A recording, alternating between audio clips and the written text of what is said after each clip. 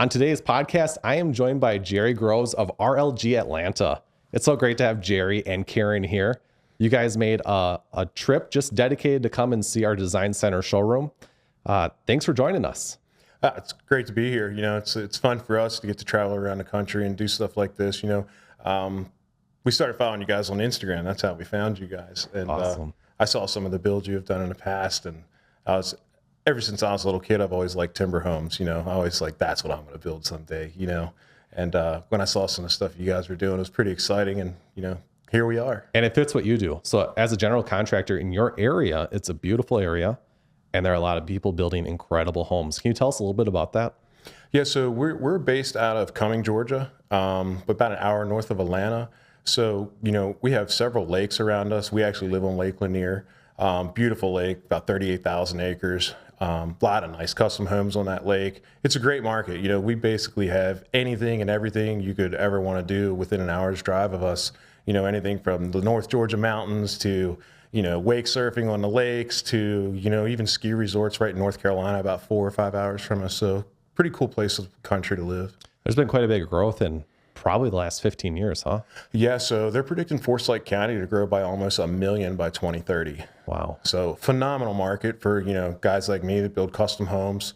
You know, it's a Southern charm too. You know, a lot of the people in the South are just nice, and, you know, the weather's not too bad either. No, not at all. And you've been doing this for a long time. So that's what's, I think, is so valuable for your clients is when you're building an incredible home, you want to be working with someone that has a lot of experience. So will you touch base a little bit about your experience and where you guys have found yourself in the market? Because it's my understanding that you really do cater toward the higher end of the market, people that are looking for a one-of-a-kind home. Yeah, so experience-wise, I mean, I started with my dad. My dad was a builder. So I was 5 years old on Saturdays, you know, sweeping sawdust on the decks and, you know, building little sheds for my toy tractors and stuff like that. You know, that's the kind of life we had growing up. So I've been involved in the entrepreneur thing and, you know, building custom homes my whole life. I did get out of it a little while. I started doing bridge and highway and, you know, land development and stuff like that. And that was a good job too. But, you know, I always come back to, you know, building stuff with my hands, and it's just my passion. You know, I like to be able to walk away from a project and be proud of what we've done.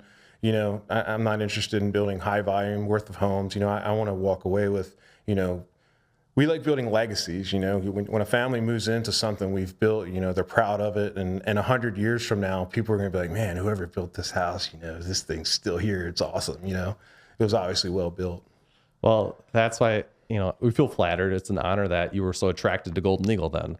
So you'd seen what we were doing on Instagram, and you must have just felt like there's some sort of compatibility there. So you reached out to connect with us. Yeah, so I guess I've probably been following you guys for maybe about a year, maybe longer. And I follow a few others, and, you know, I did like what they had to offer too, but you guys were just doing the stuff that I liked. You know, almost every build I saw that you guys do on social media, and I've watched all your YouTube channels and stuff. I'm kind of a nerd with that. You know, after seeing you, you're basically famous now.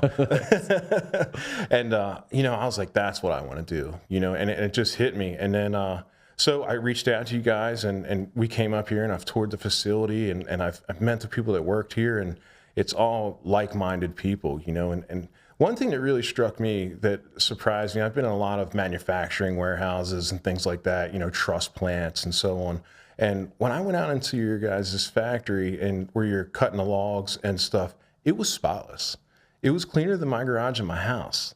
And, you know, I asked him, I was like, so did you guys clean this up before I got here? And he said, no. And I was just so surprised that, you know, how clean your work area was. And for me, if your work area is that clean, you know, and I see the product you guys produce, you know, it makes me feel so much more confident to be able to take what you guys have to offer to my customers, and then, you know, us work together and build a turnkey home that people can be proud of. You know, they want their family members to come and see it at Christmas, or, you know, they want to go up and spend the weekend on the lake in one of the houses that we built because they're proud of it, you know? Yeah. Yeah. There's something to be said for that. I think there's value in that in itself. Oh, absolutely. I think that's interesting because it's such a personality trait of the ownership at Golden Eagle. And it all starts at the top. So Todd and Jay, you go to their homes, and that's how their homes are. Everything is spotless, put together. And that starts from when they were younger. They used to race motorcycles, and they'd be working on the engines. You got to keep the shop clean and organized. You know, it helps efficiency. It pays off in the long run. And they started here when they were young kids, you know, working for their dad. Yeah. And, you know, they were the ones running the shop out there. And then, you know, they pass it on to, you know, training others, and they've got these systems in place.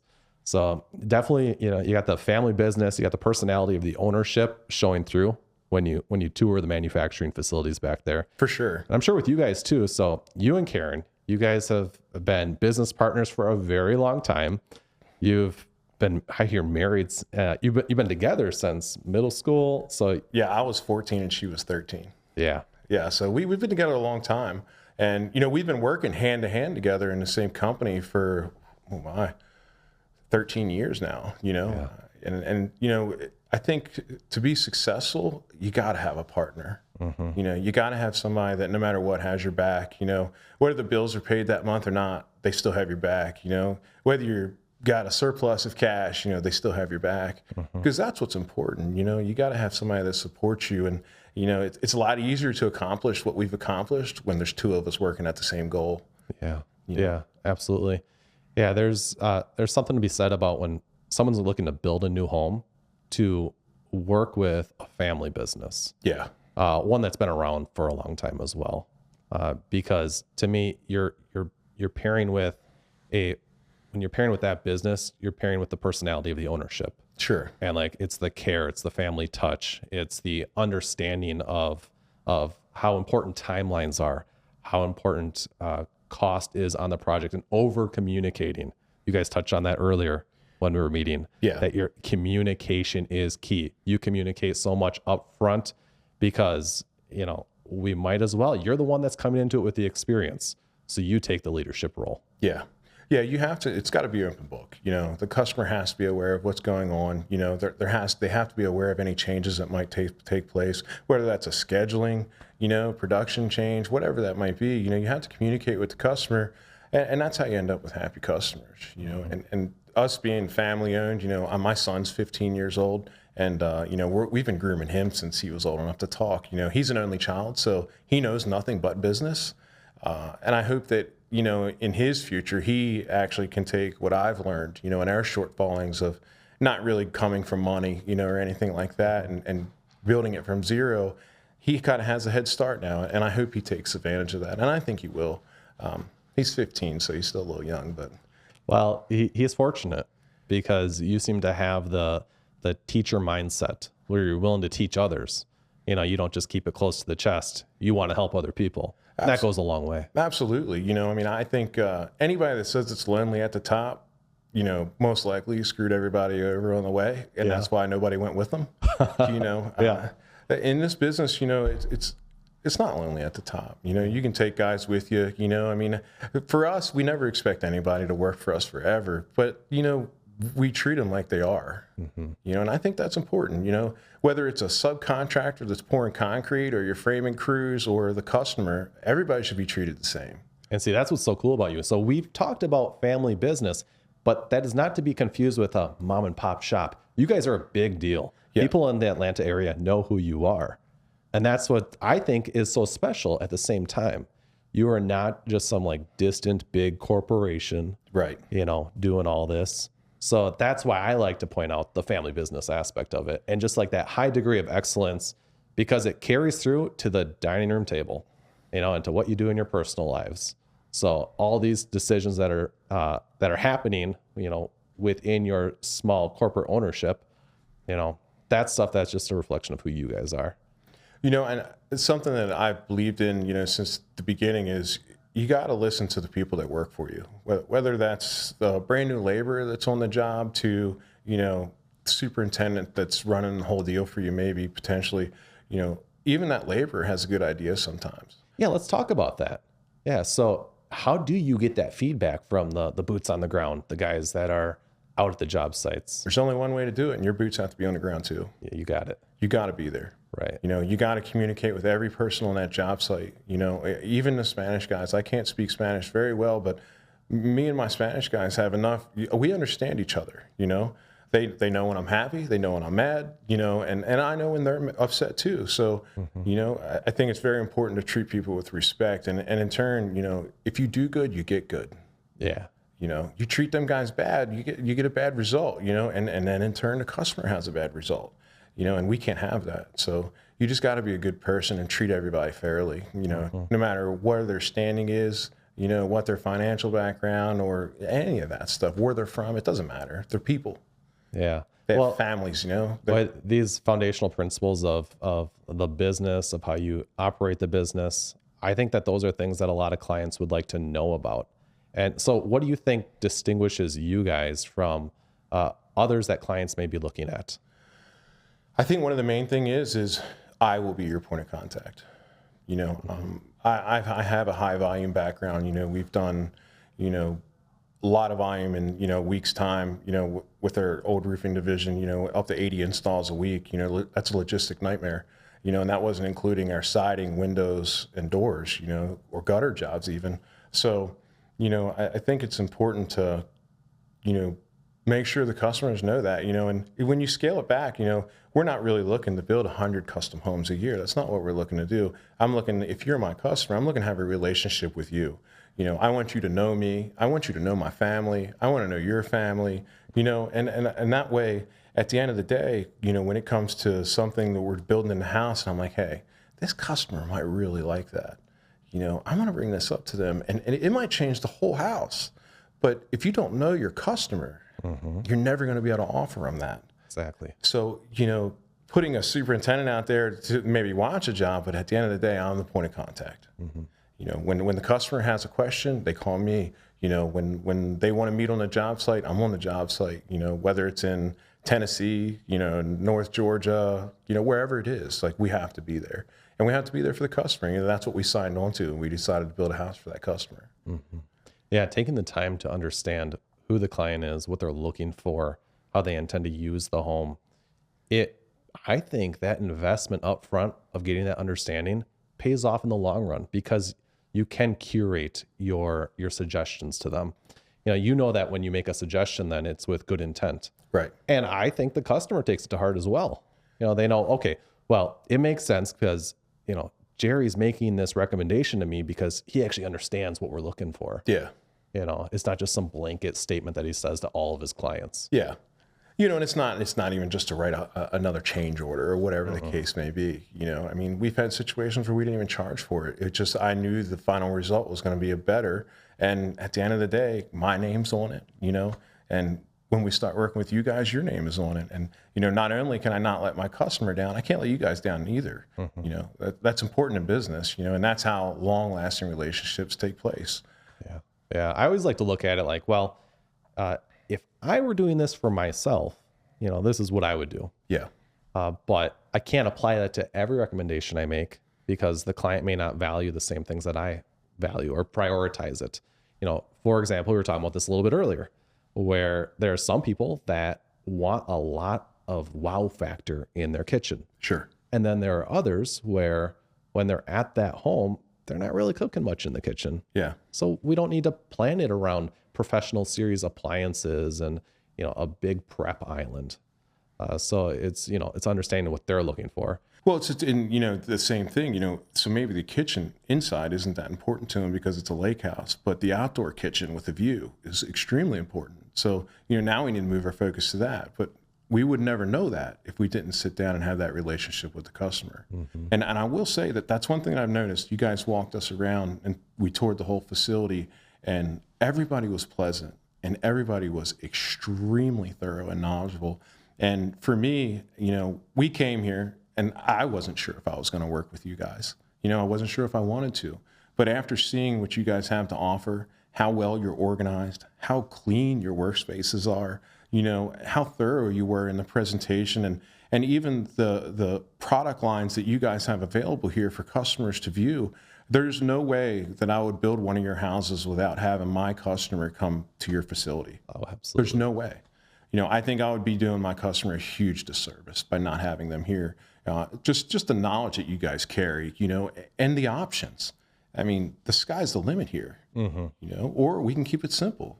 But then again, if you don't have the customer here, you'll never know what that situation looks like, you know? Yeah. And there are so many things that we have answers to before construction even begins. Right. You know, for example, you were talking earlier about a shower that would be using 20 gallons per minute, right? Yeah. Was that the number? Yeah. It was 21 gallons a minute. 21 gallons Yeah. per minute. And, you know, you need to prepare for that when you're under construction. Yeah. You need to know that ahead of time because an average shower is about 5. Yeah. So that's something where we're doing all that ahead of time when they're here at our design center showroom, Yeah. when they're selecting all their plumbing, their tubs, shower fixtures, and doing all the cabinetry and all that. And here's what I love about it. The clients aren't under the gun at the last minute making decisions while there are contractors at their home. Yeah. Now, that's a lot of stress. When people talk about the stress of the building process, I think usually it comes in 2 forms. One is they're surprised by the way certain costs may be adding up. You know, they may didn't have a good understanding of that before they started. Another surprise could be if they thought they had more time to make a decision than they really do, and now they feel the stress of making that decision at the last minute. Right. Well, with us, you have all that figured out before you even start construction. Exactly. You know what your materials cost. Yep. There are no surprises there. We've explored all those options, and you've already made those decisions ahead of time. Yeah. So that way, when the house is under construction, it helps with general contractors like yourself. You're not held up. Your subs aren't held up because all that stuff, it's very fluid with the process. It arrives as you need it. Yeah. And, you know, you don't have to pull your guys away from the job site and lose that efficiency. Yeah, and you know, the change orders are a nightmare. You know, the customers hate them. I don't like them. You know, so when it's such a well thought out process and so streamlined, when the processes and procedures are so well, the foundation, and they are the foundation of any company, and you guys have nailed it. You know, I went over your blueprints. You showed me some blueprints earlier. You know, I've looked at thousands of blueprints. You know, everything from sewer treatment plants to Mercedes-Benz dealerships, and I couldn't believe how thorough your drawings were. Your drawings were in color. Who does that? For me, I just think that's impressive, and how thorough they were. And, everything was just laid out, and it was even simple enough, and I mean this in the nicest way for the customers. Customers aren't contractors. That's why they hire us. But a customer could look at your blueprints and understand them. Now they're not going to be able to frame a house off of them like, our guys will, but they can understand them. And that's important.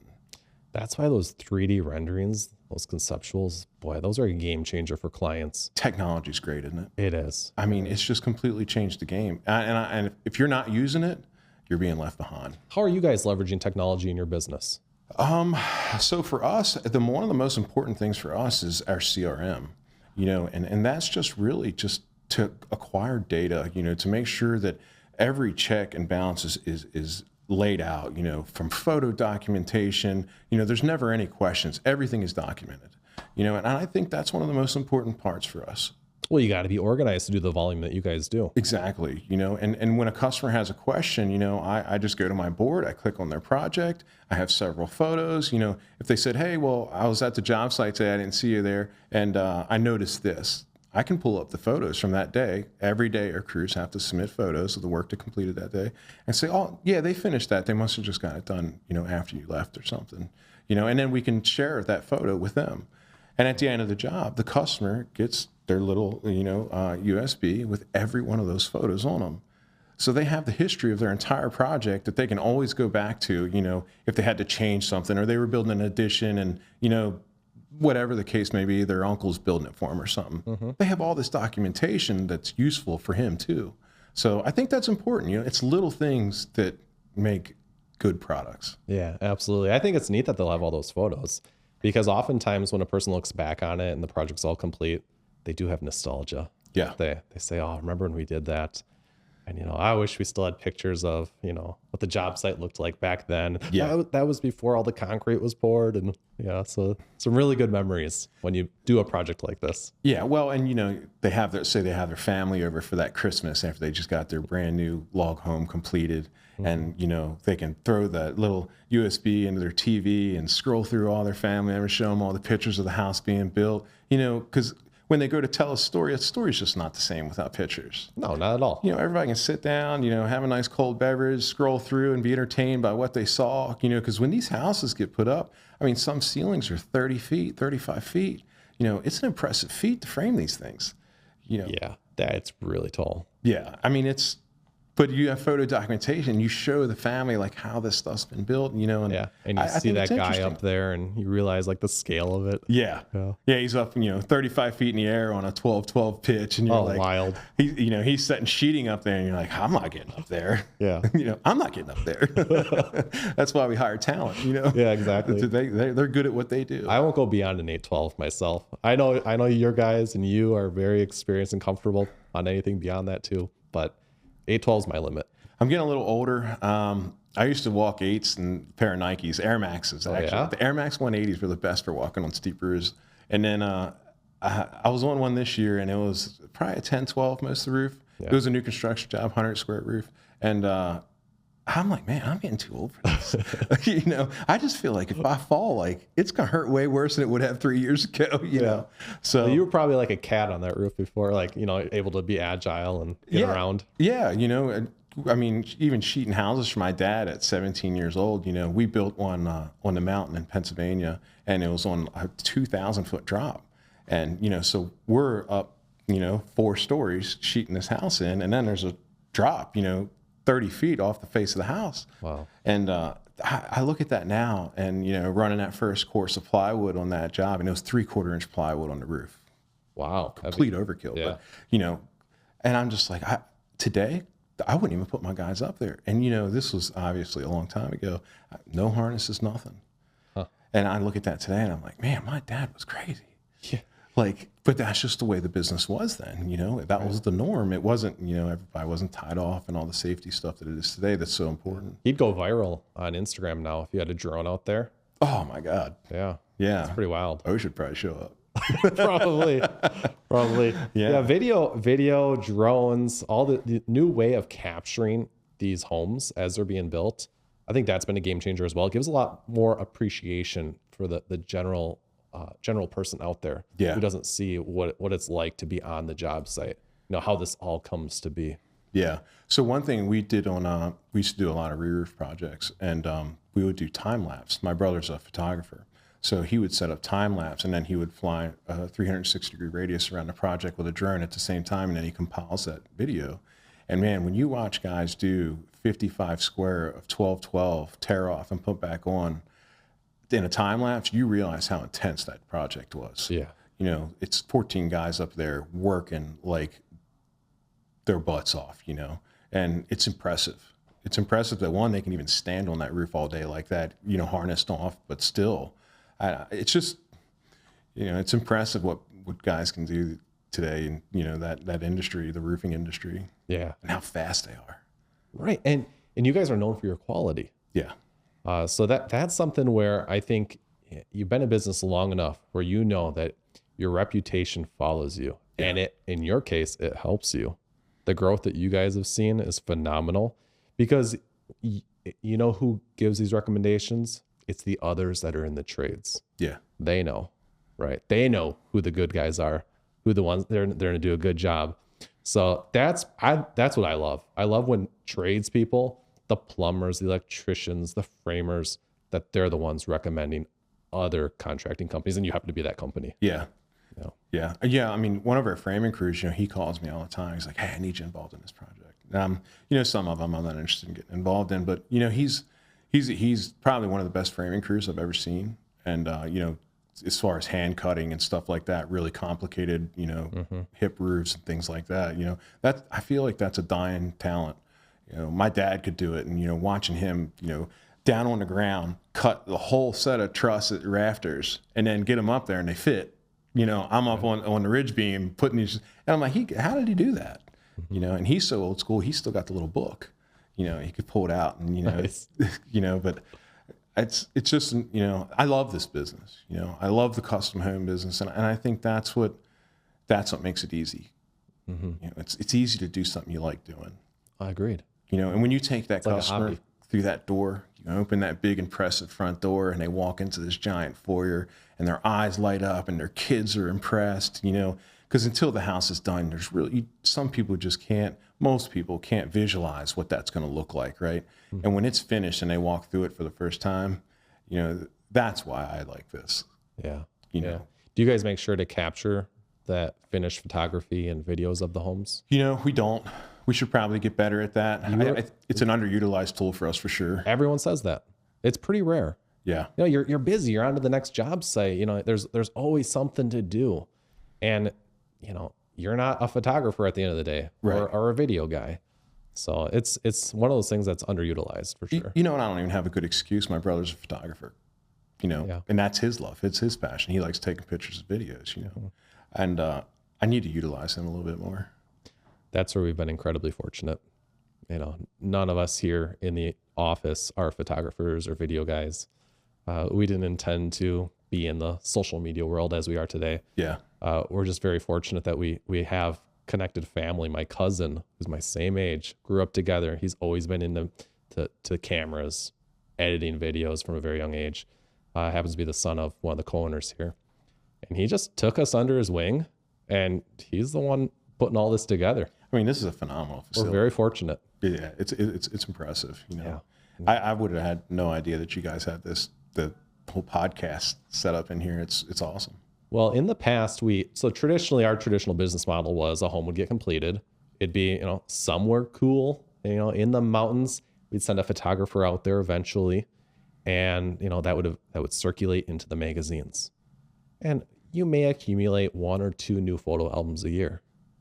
These days, the photos aren't as much of a priority to us as the actual finished home tours. Yeah. And fortunately, we don't even need to ask a client to go do the tour. They reach out to us and they say, it's done. Come on over. Yeah. Let's get that video. And we're getting 12, 15 tours a year. And it's been a wonderful opportunity for me to be able to travel the country. That's how I already know that you have a beautiful area. Within your area, would you say you have a stronger pull toward log homes or timber homes, or is it an even mix? I would probably say that the timber mixed with modern is going to be the number one for us. That seems to be really big in the Blue Ridge, LNJ market. Mm-hmm. I think probably the timber homes is going to be the pure log homes, probably not as much. Yeah. Well, you had been a log home builder at one point. Like that's been a part of your history. Yeah. Yeah. And so is that what attracted you to Golden Eagle then? Is that you saw that we have a great variety of options from that more contemporary modern timber style? Yeah. To even your ultra rustic log home? Yeah, because I've always liked, personally, you know, for myself, I've always liked the log homes. My wife, not so much. She wants the mixture, like she doesn't want the interior all being log. Mm-hmm. And, you know, I used to not agree with her, you know, and taste change. Mm-hmm. And when I started seeing your guys' stuff, how you were able to, you know, everything from the rebar in the handrail, you know, to, you know, the way you guys were laying out kitchens and doing the lighting. You speak about that in the one video. I think it was the lake house. Yeah, the one that just came out. Yeah, that thing's beautiful. Isn't that great? I mean, I'm probably going to end up building that same house for myself. You know, I think that fits today really well because everybody was going with the white and black farmhouse style. Uh-huh. And like, I did like that look, but what you guys are doing, I think is the next level up, you know, and I think it's the new thing coming. Well, thank you. I think people are going to appreciate it. You know, when you start seeing wooden pegs and, you know, exposed rafters and, you know, that just says something when you walk into a house. When a house has a presence, I don't know what it is. The house carries energy. You know what I mean? It does, 100%. Like you walk into the house and it just it feels homey. Mm-hmm. You know, I walk into houses today, you know, $5 million houses. And I walk in and I'm like, man, like, I feel like I should take my socks off. Like, you know, I don't want to get anything dirty. You know, a home is something that you live in. Yeah. You know, the kids are running around and the family's there for Christmas. You know, whether they break stuff or not, it doesn't matter. Oh, yeah. But it's a durable package too. Right. You know, none of the materials are cheap. You know, so if the kids are in there running around, you know, being kids, it's not a big deal. The house is built to be lived in. Yeah. Yeah, absolutely. I have a nearly 3-year-old at home. And he is, you know, you can barely tell how hard he is on the house because everything is already durable. It's rustic. You've got these, you know, rugged materials.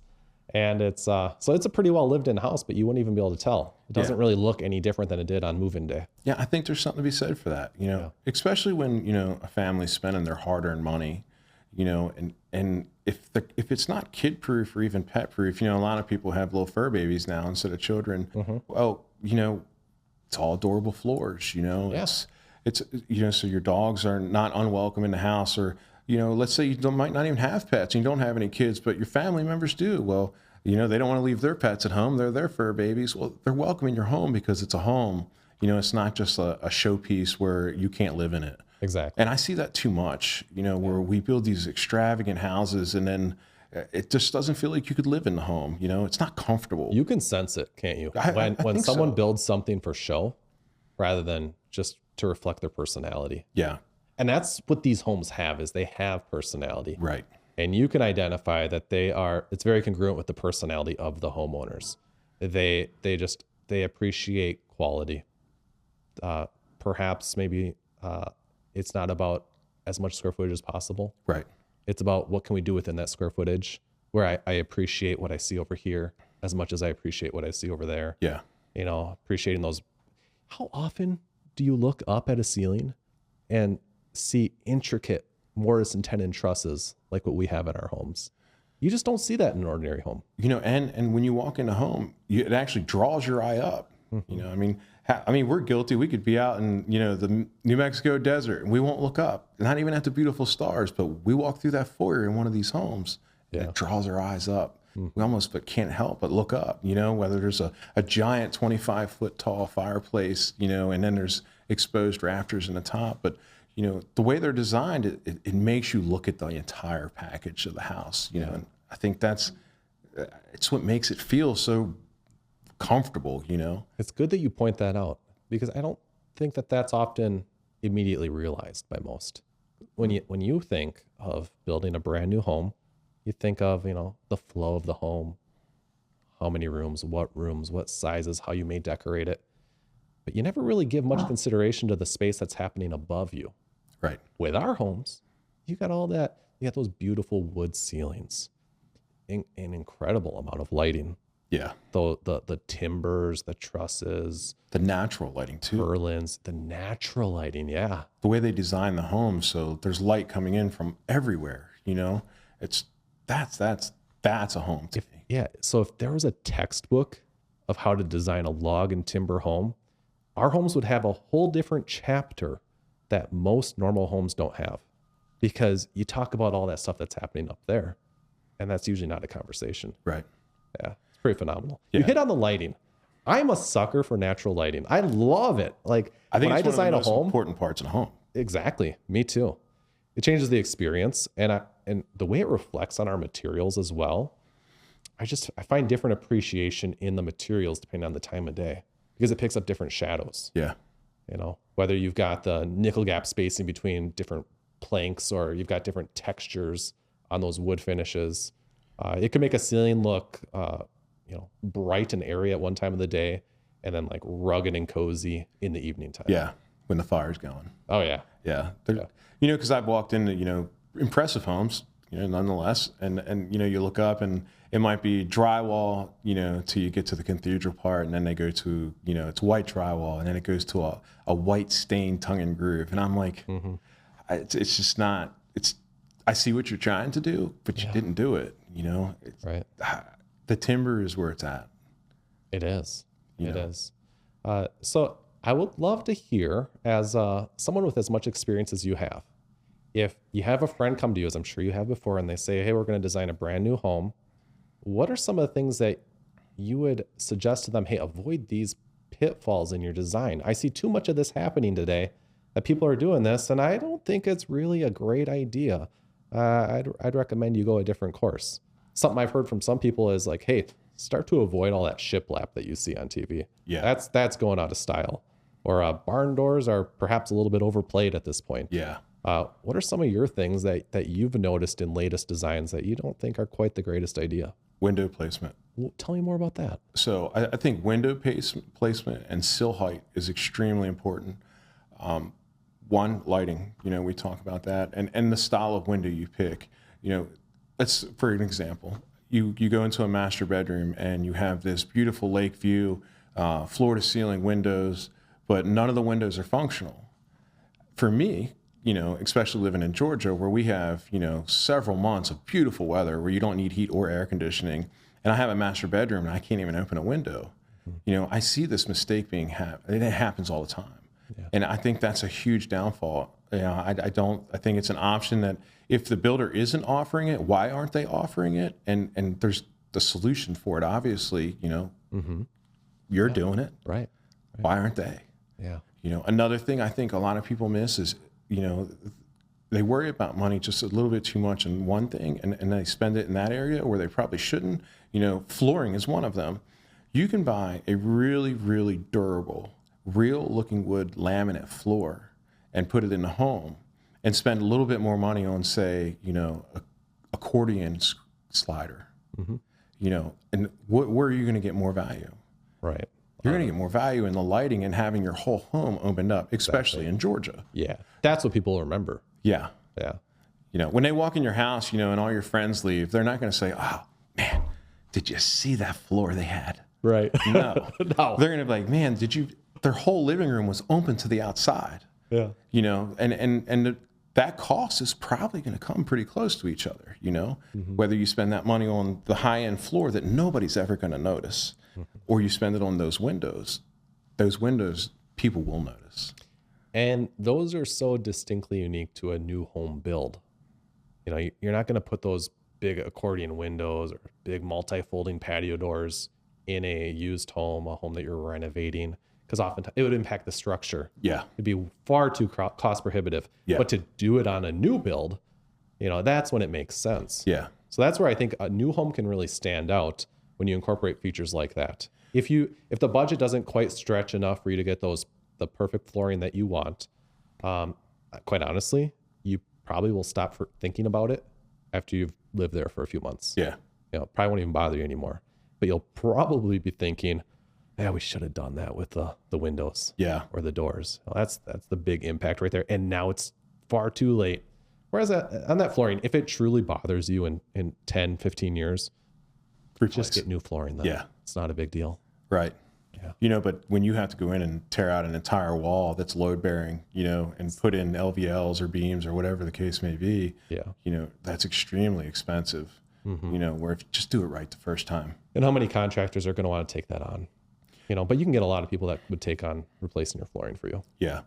Well, yeah, because, you know, you're going to have an engineer involved. Exactly. You know, and as soon as you say engineer to a customer that's doing a reno, they don't want to do it. No. Because it's costly. Yeah. You know, I mean, most engineers aren't even going to touch it. You know, they're going to start at $2,000 just to do that wall. You know, where, yeah, the floor's fine. So you mentioned that you just recently saw that video on YouTube with the lake house. It's called the Timber Ranch Lake House. Yeah, there's two different ones. There's the bigger version, and then you guys knock like 1,000 square feet off of a plan, Yeah, right? there are actually three technically. Okay. First one was my house called it's the original Timber Ranch. We did a video series on it. It wrapped up in about 2018. Okay. That's actually how I first began doing these YouTube tours. That was one of those things where my house was under construction. Luke had moved recently back to the area. Luke's the video production guy, the brains behind a lot of this. And so he was documenting that whole process. And eventually that inspired another home that we featured called the Timber Ranch Deluxe, the Minnesota version. And that's an incredible home. That's my home. And then, you know, add like an extra $1 million to it. Yeah. It's awesome. And we also then had this one that recently came out, which draws similar inspiration. And that has taken off like crazy on YouTube. That has had the best start out of any video that we've ever released. That's a beautiful home. Yeah, it is. It is incredible. And here's a great thing that I like about it, and I forgot to mention it in the tour. I almost think that we need to do these podcasts to recap these home tours because there are just some things you just forget to hit on. Yeah. Did you see that reel, that short that's out there about the corner drawer stack? Yes. That pulls out? Yeah. Okay, yes, that is neat. Okay, we don't have the Lazy Susan. I think Lazy Susans are great. I have no strong issue with them. But here's what I forgot to say. That is a great option for accessibility. Yeah. Okay. If you do have limited mobility, let's say you don't want to reach down, get low, or if you are in a wheelchair, you just pull the drawers out toward you. Now you've got good use of the space. Whereas before it would have been far too cumbersome. So that's a home where it actually had a lot of accessibility in mind. You know, it's built on a slab, and even the shower system, even though it's built on a slab, there's still no curb to that shower. The walk-in shower, we dropped that curb down. So the slab's recessed for the shower. Slab is recessed. You got it. Yeah. There's a lot of stuff like that going on. And that's where I see that being one of the recommendations I like to make to people is don't overlook, if you plan to stay in this home for a long time, or if you want to make it even more marketable to someone that's, if you sell it someday, it would be more marketable to someone where they could easily enjoy it. Yeah. You know, eliminating an extra curb, steps, all these little conveniences, even lights automatically coming on if you care to get into that. You know, those are little things that just make the home easier to use. Yeah. And I think it's much more marketable in the long run. Well, and you can take a timber home or even a log home, and you can put smart technology in it. Mm-hmm. And, you know, you have that rustic, older look, you know, in a log home, and it has all the smart technology.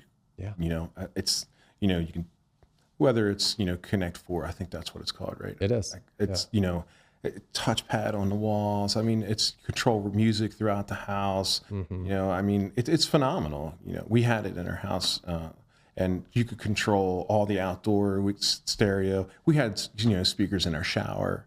Cool. You know, and that for me, you know, growing up, you know, not having much, you know, we had plenty of love and plenty of food. I grew up on a small farm, but, you know, we didn't have a lot of anything else. So, you know, those things for me, I really appreciate them. You know, a big shower, you know, like for me, that's just, there's no way. If I'm building a big shower. So do you like the body jets? Yes. You do? Yeah. Wow. So you got the body jets going. I'm sure you got one of those removable hand wands. I tell you what, it's a hard day at the gym, or, you know, let's say you went out and had a few too many beers with your buddies, and you get in that shower and you turn all those water heads on and you just sit in a seat while everything's blasting. You just can relax. Mm-hmm. And you got the radio playing some nice calm music. It's hard to beat. Yeah. It's hard to beat, man. Have you seen the way that they're going more digital with, I believe it's with the roughs, and they're allowing you to control, you know, all the water volume. Yeah. Just in one digital control. Yeah, Delta's starting to do this. Yep. I think Moen had been doing it for a while. I think that's been out for a good while. Moen had done it for a long time, and Delta's just starting to do it, I believe, this year. Yeah. I just visited their facility in Indianapolis, just north of there. Yeah. And they say that it is a game changer for consumers for a couple different reasons. One is you're going to get optimal shower, you know, water pressure, the volume. Because unfortunately, there are people out there that will design a shower system and not have an understanding of the capacity of those rough-ins. Yeah. You know, they'll put in all these shower heads and all these hand wands and not realize, like, hey, you're actually throttling it down because you didn't plan for it on the rough end end of it. You got to have the volume coming into the house. Yeah. You know, and a lot of people, we actually had to, the one that did 21 gallons a minute, we had to do a variable speed well pump. And we were actually able to type in whatever water pressure we wanted. So we ran that, I think it was like 80 PSI, something wow. like that. Yeah. And obviously we built the house to withstand that. You know, our feed line was 1 3/4 inches coming into the house. Mm-hmm. So, you know, because we wanted to be able to take a shower with all the jets on, run the dishwasher, have someone else taking a shower, and maybe wash the car. Right. You know, that way we never, because as a kid, you know, when someone flushed the toilet, I lost all the shower pressure, you know, and I'm in there freezing. I'm like, I'm never living like that again. When I make it one day, I'm never living like that again. You know, so it's those things that, you know, I think it's actually important that I grew up the way I did, because now I can relay that information to the customer, you know, that might not know. They know what they want, but they don't know how to get it done. You know, oh, I want a nice shower, but what does that entail? Well, you know, us as builders, we have to know that. Yeah. You know, it's not just, okay, well, we're going to add 2 rain heads, 8 body sprays, and then, you know, regular shower and a wand. Mm-hmm. Well, what if the customer wants to run all that and you don't account for that? You're getting a phone call. Yeah. The first time he steps in his $60,000 shower and he doesn't have enough water pressure, you're going to be pretty upset. Right. So, and you're saying 80 PSI, I think normal 60. Yeah. Right. So that's going to be the default assumption there. Yeah. That's why planning is so important. Yeah, I mean, when I take a shower, I want it to be like a hurricane if I want. Yeah. You know, it should sting a little. So back to the back to those cool integrated electronic ones. What's neat about that too is you can get it going from your phone. Let's say if you want, a lot of people do have smart home things where they could say like, hey Siri, get the shower started. Yeah. And it'd start going. But you and I probably think we're probably not going to use features like that. But here's where it's important. Let's just say that you have your preferences and you want everything on, but you're at a certain temperature. Well, Karen may have hers as well, and she's got her own custom profile set up for her, so that when Karen's doing her shower, it's going to start with these defaults at this temperature. Yeah, it's going to regulate it because perhaps the rain head, it's going to regulate it so that the rain head and the hand wand are putting out the same temperature. It's smart, and it's monitoring all that stuff. It's impressive. It really is. I know they're not cheap, but it's worth it. No, you're starting at least 10 grand. Yeah. And something like that, just for a normal setup. But to have that, that electronic interface, a big mistake a lot of people make with their walk-in showers is or at least a missed opportunity is when they don't put the control valves just on the entry point, where you got to walk in and to turn it on, you're going to get wet. Yeah. It's so simple. People still do that? Not our clients. No. Yeah. Yeah. Yeah. No, but people do.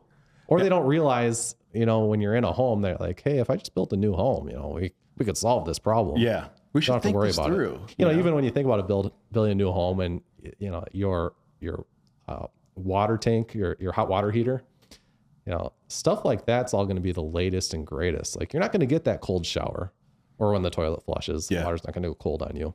You can also have efficiencies in place. Like up here, we like to have in-floor heat in our concrete. Yeah, like warm board or something like that. Yeah. Or like having the boiler that not only does the in-floor heat in the garage and the basement, but also then has an air exchanger. And, that'll then blow the hot air throughout the house. Don't have to have a separate furnace for it. Yeah. So it's conveniences like that and efficiencies where, hey, it might seem like these utilities cost a bit up front, but now I don't have that furnace to service. Yeah. And the boiler is, doing double for me. And they're much more efficient. Oh yeah. Much more efficient. Much. Yeah. Tankless water heaters are the way to go. The one we had 3 of them. We had one that ran the warm board for the floor heating system. Mm-hmm. And then we had one that just ran for the shower.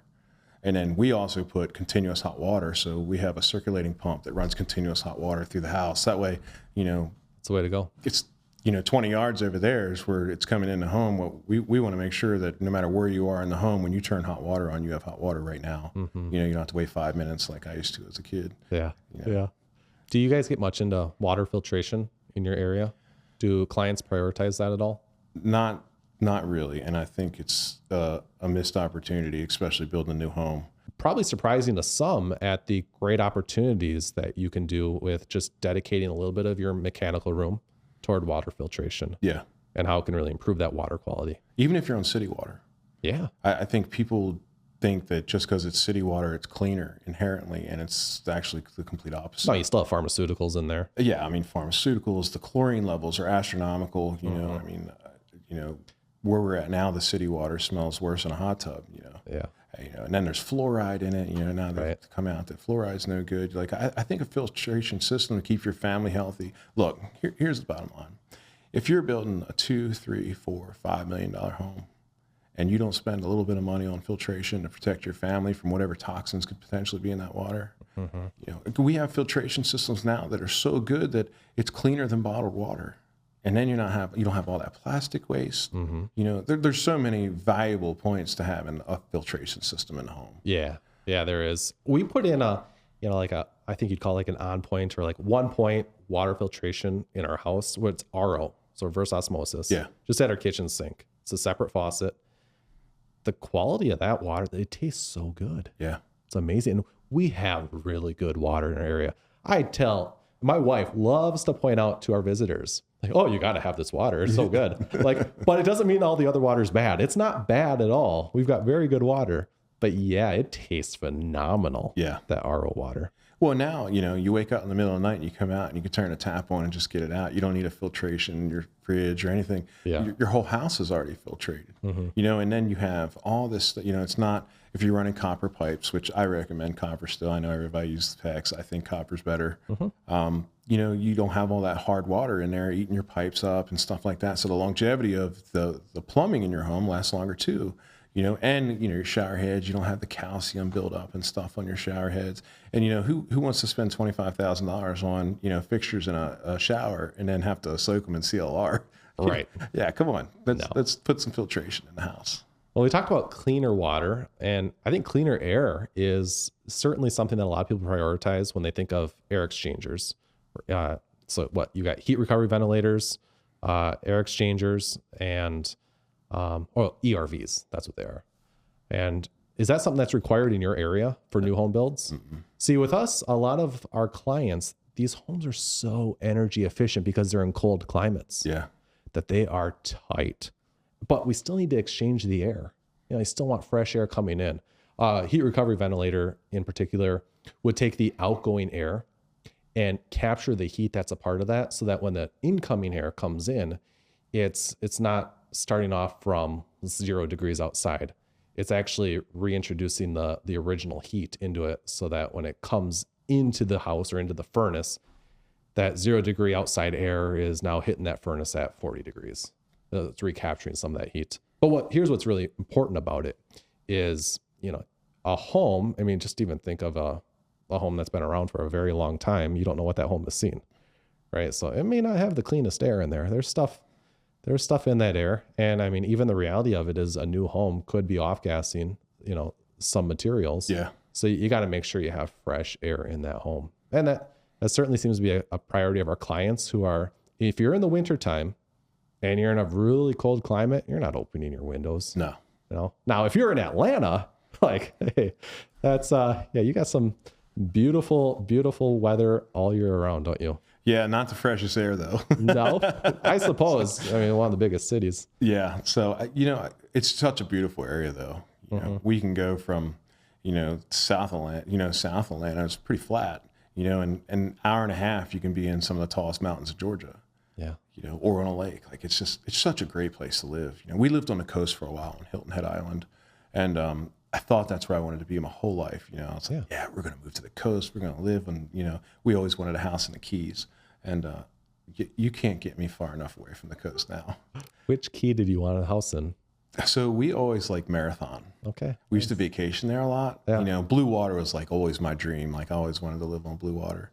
And so when, you know, me and Karen started being a little more successful, we would spend Christmas in the Keys. You know, we would take my son and we would go down there. We didn't do no family. Christmas was their holiday, you know, and for my family. And now I've been to Key West so much, I'm like, you know, but we came out here to North Georgia, and it was so much like Pennsylvania, except for it got rid of the only thing I hated was the cold.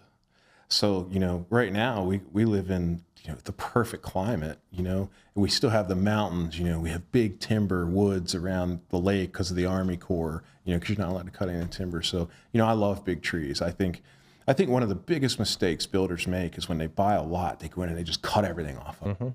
And it's just like, what do you do? To do what? To plant trees? Right. You're going to do the landscape, like design your landscape package for the home and the environment around it. You know, trees are beautiful. They are. You know, and we've done, you know, jobs where we'll bring in a giant tree and spend $45,000 on a tree. Well, we just cut all the trees off. You know, there was probably a tree within the proximity of that tree that was already nice that we could have brought an arborist in and pruned it and made it look beautiful. I just don't understand it. You know, and that's one thing I will give South Carolina. They protect the live oaks. You know, they don't let you anybody just come in and clear cut lots. They don't do that there. And I think that's important. You know, that's one of the most beautiful things about that part of the country, I think, is the live oaks. Well, then I got to refer you to another video that we did. You like this Timber Ranch Lake home? The one that we did in Minnesota, these clients had the same mindset as you. Like, we don't want to get rid of, we want to get rid of as few trees as possible. So you know how we do those big windows in the upper gables? Yeah. There's a tree just outside those windows. I mean, that's like, they'd rather see the tree and appreciate the magnificent tree that's been there for 100 years than get rid of it. Yeah. You know, to them, it's like, no, this is a big part of why we built here was for this natural landscape. Yeah, for me, it's like, I like looking, where we're at. I like looking at the big trees just as much as I like looking at the lake, and Yeah. I just think that, we get rid of so much natural beauty to come in and try and make something that, in my opinion, just really isn't that good looking. Yeah, there's got to be a concern for you guys in your area, being that it's so highly sought after. That you've got people from California. No offense to California, but you're getting a lot of people coming into your state, aren't you? Yeah, Atlanta, they're saying it's going to be the new Hollywood. Yeah. They're building production studios. We're apparently getting a Sphere, just a little bit smaller than Vegas. Yeah. Wow. So I think that's in the works. We have a lot going on. You sure do. It is growing. So I just looked at a predictor map. I forget what college did it. They did an analysis of the growth rate in Georgia, and they said that by 2050, that Atlanta will be connected to Charlotte. No way. Yeah, that's how much growth the Southeast is going to see. Wow. And when you think about it, I don't even want to say it on this, like how beautiful it is there, but I don't want to tell people because I feel like I'm giving up a gem, Yeah. But at the same time, I'm in the business of building custom homes. So. Right. Yeah. Because you've got the mountains crossing between both, don't you? Yeah. Yeah. So We just flew into Charlotte. We toured 2 homes in North Carolina, and we also were out in Tennessee. So we were enjoying that part of the country. It's a beautiful part of the country. It really is. When I go home to my parents, they live in Pennsylvania still, and we have to drive up through the mountains, and we go cross over into Tennessee, and then run up 81. And what a beautiful place, People, I don't know that a lot of people know how pretty even Virginia is. It is. Very lush. Western Virginia is beautiful. Yeah, the mountains out there and the farmland. it is just unbelievable. It's an untouched gem. Obviously it's headed that way. A lot of people from DC are, commuting farther and farther all the time, but no different than anywhere else. Everything's growing. Yeah, there's a lot of our country that, a lot of people, they travel outside of our country to vacation. There's still so much to see here.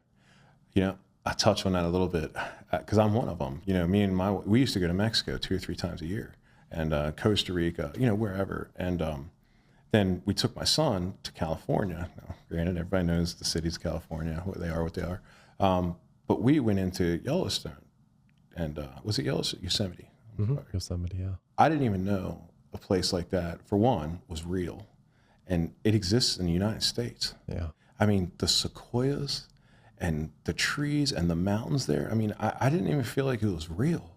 I felt like it was like Avatar. It was one of the most beautiful things I've ever seen in my life. And I'm just like, it's such a shame that, California is the way it is, because I think it's one of the most beautiful states in the entire country. Yeah, it's phenomenal. It's a beautiful state. The trees and stuff out there are just unbelievable. Yeah. The diversity of land that they see there is, you get it all. Yeah, you can be surfing and then drive 2 hours and be skiing in the same day. Yeah. Is that not crazy? Don't you hear the same thing about North Carolina? Don't people say that? I'm not saying that North Carolina is California, but that you could be over on the ocean, and then is it 2 hours to the mountains? Yeah, it's probably a little farther now. Is it? Yeah. Yeah. I just, I know someone who always talks about moving to North Carolina, and they make that sales pitch to me. It is a pretty state. Coastal wise, though, not really a fan. Have you ever been to Zion? No.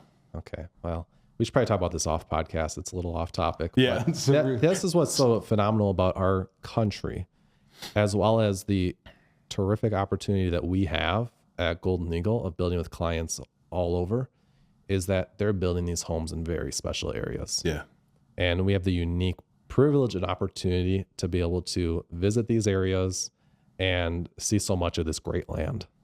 When I grew up not really realizing that we would go on vacation, we would go to Mexico, kind of like you had mentioned, or perhaps Florida, but we weren't checking out national parks.